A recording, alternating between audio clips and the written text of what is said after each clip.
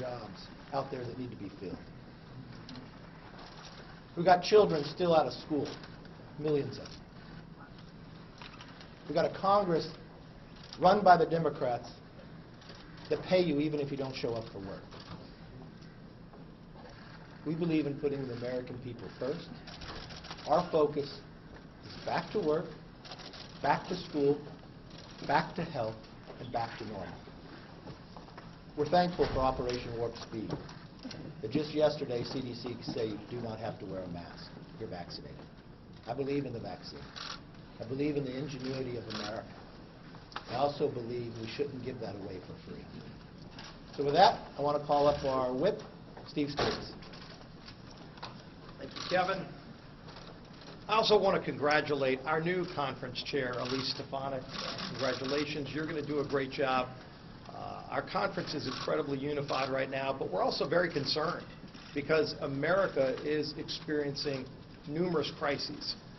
All across the board, you're seeing President Biden fail to lead this nation through some unprecedented, serious problems that are affecting everyday, hardworking families. It's not just in America, by the way, that we're seeing crises. Across the globe, you see right now thousands of rockets going off in the Middle East. Israel's under attack. Where's President Biden's leadership? He spent more time negotiating to help Iran get towards a nuclear weapon than to confront the problems of Hamas and Palestinians attacking Israel. You're seeing Russia continue to be on the move. In fact, not only is Russia on the move in Eastern Europe, Russia's attacking America's pipelines. And what is President Biden doing? He's making it easier for Russia to send us gasoline, to be more reliant on Russia and Middle Eastern oil because he's shut off the spigots. It's not only the Keystone pipeline that he shut down, he's also canceled leases and permits on drilling in federal lands, making Americans less energy secure, and that means families are paying more money at the pump. When you see lines at the pump, that's something people haven't seen, like our leader said, since the 1970s. This is because of President Biden's failed leadership. Where is he on these problems? Why has not President Biden nor Vice President Harris gone to the border? The border crisis has been created by President Biden's failed policies. We had a secure border when he took the oath of office, and then he quickly unraveled all of those agreements, including really good negotiated agreements with Mexico, the Northern Triangle countries, that President Biden undid, creating a border crisis, and then he wants to blame it on other people. You know, there used to be a marker on the president's desk that said the buck stops here. President Biden continues to ignore the problems, hoping that they'll go away while he creates even more crises. Inflation is real. Average homeowner right now, if they're trying to buy a new house, it's going to cost $36,000 more because of the skyrocketing costs for things like lumber.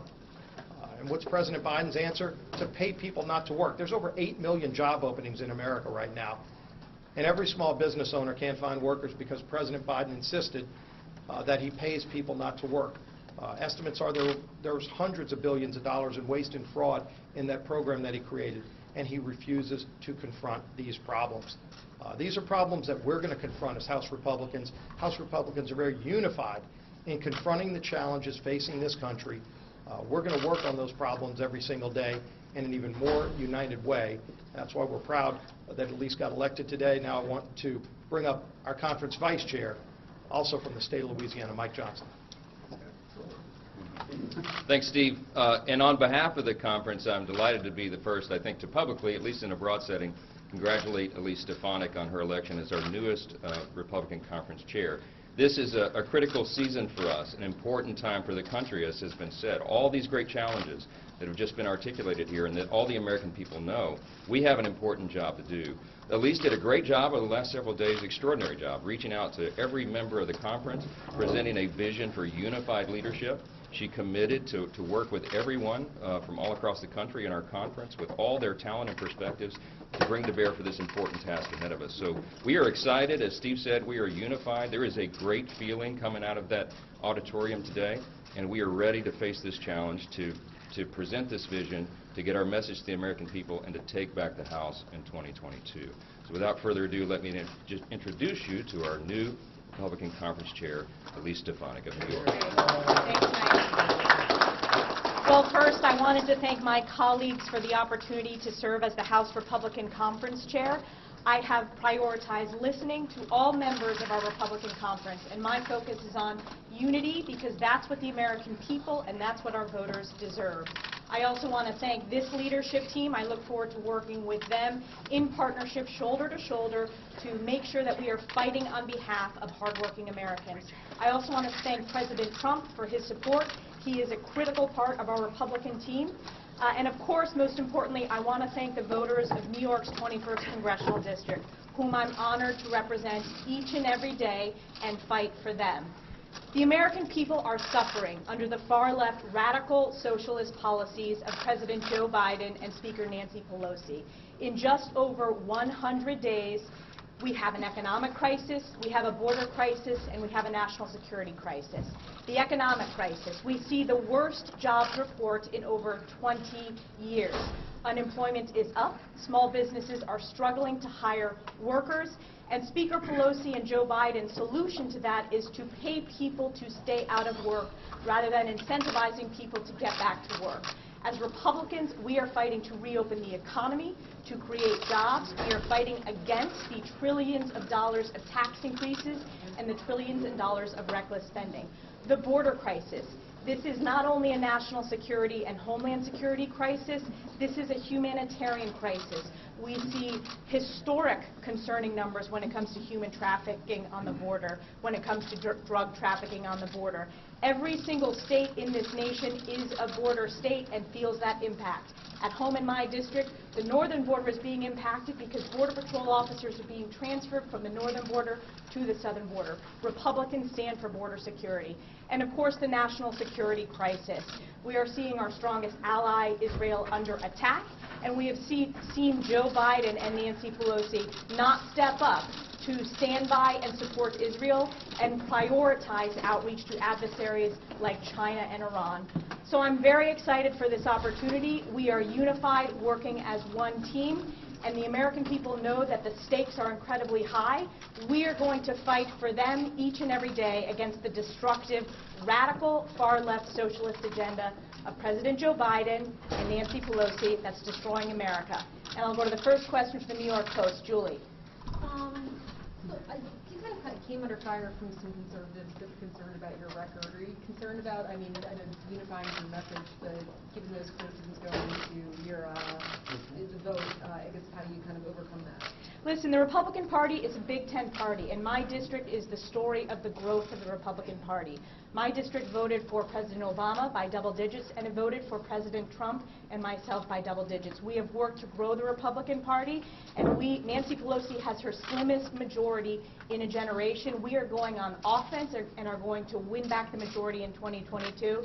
This is about being unified. I'm a proud conservative Republican, and I will fight for the Republican Conference. But how can you be unified? Scott. Is President Trump the leader of the Republican Party?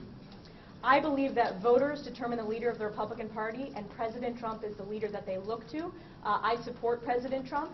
Voters support President Trump. He is an important voice in our Republican Party, and we look forward to working with him. But how can you be unified so long as you have some members who support the former president and some who don't?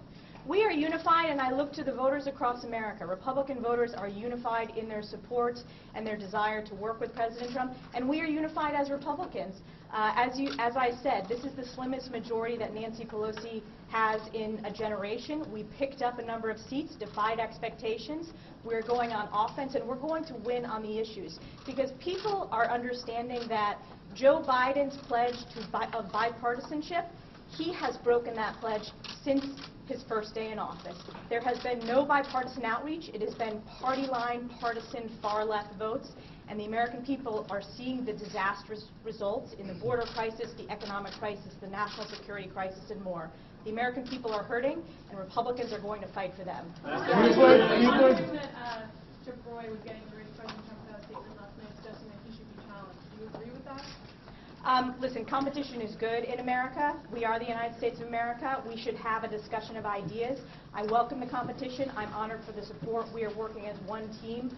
My job as House Republican Conference Chair, we are focused on putting forth policies and communicating them to the American people to beat Democrats, and we are going to win the majority in 2022 as one team. Ms. Stefanik, Yes. is there a place in the party for vocal Trump critics like Liz Cheney, like Adam Kinzinger? Liz Cheney is a part of this conference. Can you face the Adam camera, Kinzinger please? Is a part of this conference. They were elected and sent here by the people in their district. They are part of this Republican conference. We are unified in working with President Trump. My job representing our Republican members, the vast majority, we look forward to working with President Trump. Yes. Have you talked to Liz Cheney since the events of this week? I have not. Do you Thank believe you, everybody. Do you believe Joe Biden? All right, has a- one last thing. Leader McCarthy. I want to wish our policy chair right here, happy birthday. Gary Palmer, it's his birthday today, and so do you all remember the birthday song? Here we go. This is your birthday song. Hey! All right, everybody have a good weekend. We have to the January 6th commission. Leader McCarthy.